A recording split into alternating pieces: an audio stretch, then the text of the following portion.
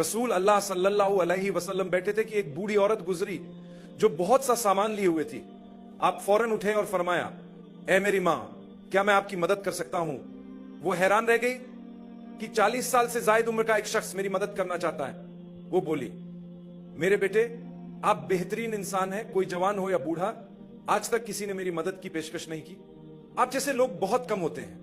जब रसूल अल्लाह सल्लल्लाहु अलैहि वसल्लम ने इसरार किया तो उसने कहा, ये मेरा सामान है, मेरे लिए उठा ले। आप सल्लल्लाहु अलैहि वसल्लम ने उसका भारी सामान अपने मुबारक सर पर रख लिया। फिर वो औरत बोली, मेरे बेटे, आप बेहतरीन अखलाक के मालिक हैं, आपका किरदार बहुत आला है, आपकी बातचीत भी बहुत अच्छी है, सब कुछ आप में बेहतरीन है, लेकिन मैं आपको एक खतरनाक आदमी के बारे में खबरदार करती हूं जो मक्का में आया है। वो एक जहरीला पैगाम लेकर आया है। वो हमें हमारे माबूदों से दूर करना चाहता है, हमारे सरदारों को छोड़ने का कह रहा है और सिर्फ एक खुदा की इबादत का दर्स दे रहा है। ये सब फजूल बातें हैं। वो एक नया दीन ले आया है, एक बिदअत। हमें इससे लड़ना होगा, अपनी जान और खून से इसका रास्ता रोकना होगा। हमें इसका मिशन खत्म करना होगा इससे पहले कि वो फैल जाए। मेरे बेटे, मैं आपके लिए फिक्रमंद हूं, इसीलिए आपको खबरदार कर रही हूं। कहते हैं कि जो भी उस आदमी को देख ले या उसकी बात सुन ले, वो उसके जादू में आ जाता है और उसे नबी मान लेता है। वो लगातार बदकलामी करती रही उसी शख्स के खिलाफ जिसने उसका सामान उठाया हुआ था। लेकिन रसूलुल्लाह सल्लल्लाहु अलैहि वसल्लम ने क्या किया? आप खामोश रहे, क्योंकि कुछ मौकों पर खामोशी सोने से ज्यादा कीमती होती है। जब कोई मसला इतना बड़ा हो कि आप उसे हल न कर सकें, तो शायद खामोशी इख्तियार करना बेहतर हो।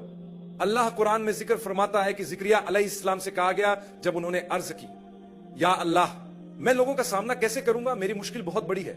तो अल्लाह ने फरमाया कि तुम 3 दिन तक लोगों से बात ना करो सिवाय इशारों के, और अल्लाह को बहुत याद करो। आपने सिर्फ अपना मकसद पूरा करने पर तवज्जो दी, यानी उसकी चीजों को एक जगह से दूसरी जगह पहुंचाना। जब आप उसके घर पहुंचे तो सामान उतार कर नरमी से पूछा, क्या मैं आपके लिए कुछ और कर सकता हूं?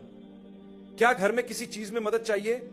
वो हैरान होकर आपको देखने लगी और बोली, मेरे बेटे, तुम बहुत अच्छे इंसान हो, मैं तुम्हारा शुक्रिया अदा करती हूं, तुम जा सकते हो, मुझे मजीद किसी चीज की जरूरत नहीं। जब आप वहां से जाने लगे तो उसे याद आया कि उसने आपका नाम नहीं पूछा। उसने आपको पुकारा, ए नौजवान, मैं मानती हूं कि तुम बेहतरीन लोगों में से एक हो। तुम्हारे वालिद कौन है? तुम्हारी वालिदा कौन है? वो खुश नसीब वालिदैन कौन है जिनके घर में तुम पैदा हुए? यही वो लम्हा था जब आपने नरमी से दावत दी। आपने नजरें झुकाकर अदब से कहा, मेरी अजीज मां, जरा सोचे, मैं अब भी आपको अजीज मां कह रहा हूं, हालांकि आपने मेरे बारे में सख्त अल्फाज कहे,